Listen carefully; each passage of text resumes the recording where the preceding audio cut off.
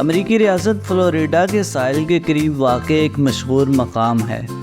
इसके बारे में बहुत सी कहानियाँ और अफसाने गर्दिश करती रहती हैं, क्योंकि यहाँ से गुज़रने वाले तैयारे और जहाज़ पुरअसरार तौर पर गायब हो जाते हैं। ये ट्रायंगल शमाली बहरे ओकियानोस के मगरबी हिस्से में वाक़ है और इसकी हदूद 3 नकात यानी बरमोदा, फ्लोरिडा और पोर्टो रिको पर मुश्तमिल है।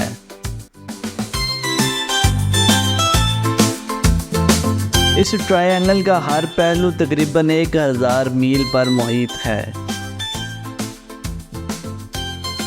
साइंसदानों ने दुनिया भर से इस मुअम्मे को हल करने और जहाज़ों और तैयारों के गायब होने की वजूहात मालूम करने की कोशिश की, ताहम वो इस सिलसिले में कई कहानी और नज़रियात की जद में रहने के बावजूद कोई कामयाबी हासिल न कर सके।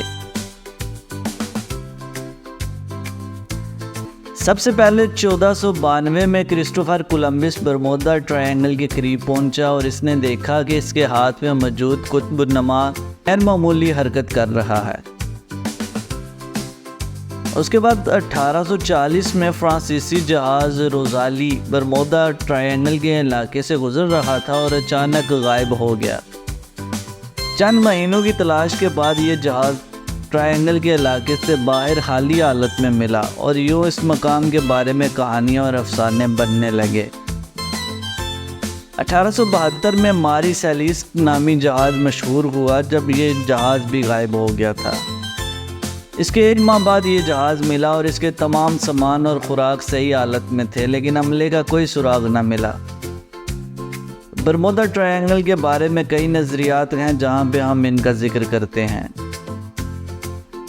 पहला नज़रिया जो इस बारे में है वो ये कि इस इलाके में जजीरा अटलांटिस मौजूद है, जो अपनी क्रिस्टल एनर्जी के ज़रिए जहाज़ों और तैयारों को निगल लेता है। इस नज़रिए के मुताबिक यहाँ वक़्त के दरवाज़े भी हैं जो जहाज़ों और तैयारों को किसी और ज़मानो मकान में मुंतकिल कर देते हैं।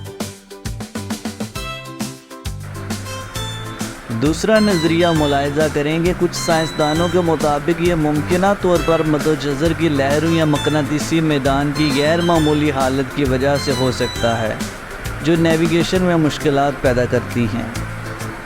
और तीसरा नज़रिया ये है, कहा जाता है कि इस इलाके में समंदरी लहरें बहुत बड़ी और ख़तरनाक होती हैं, जो अचानक नमूदार होकर बड़े बड़े जहाज़ों को डबो देती हैं।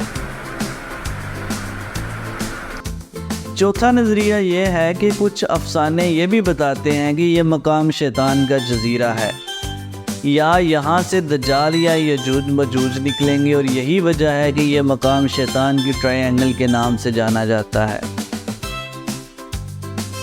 पांचवा नज़रिया ये है, कुछ लोग ये समझते हैं कि ये सब कहानियाँ महज ख्याली हैं जो किताबों और फिल्मों में दिखाई जाती हैं। बहुत से हादसात जो बरमोदा ट्रायंगल से मंसूब किए जाते हैं असल में आम समंदरी हादसात होते हैं। छठा नज़रिया कहता है कि इस मकाम पर खला में जाने वाली मखलूक़ात आती और जाती हैं, क्योंकि यहाँ से फ़िज़ा का ग़िलाफ़ कमज़ोर होता है। सातवां नज़रिया हमें यह बताता है कि अगर इंसान रोशनी की रफ्तार से चलने वाली गाड़ी बना सके तो वो बरमोदा ट्रायंगल के ज़रिए माजी में वापस जा सकता है। और आखिरी नज़रिया हमें यह बताता है कि हालिया तहकीकात के मुताबिक समंदर की तह में मौजूद मैथीन गैस के फटने की वजह से बरमोदा ट्रायंगल में हादसात पेश आते हैं। इन सब नज़रियात के बावजूद किसी भी फ़ैसले पे हतमी तौर पे पहुंचना मुहाल है। बरमोदा ट्रायंगल आज भी एक बहुत बड़ा राज है और इसके बारे में कई कहानियाँ और मुहिम्में हल तलब हैं।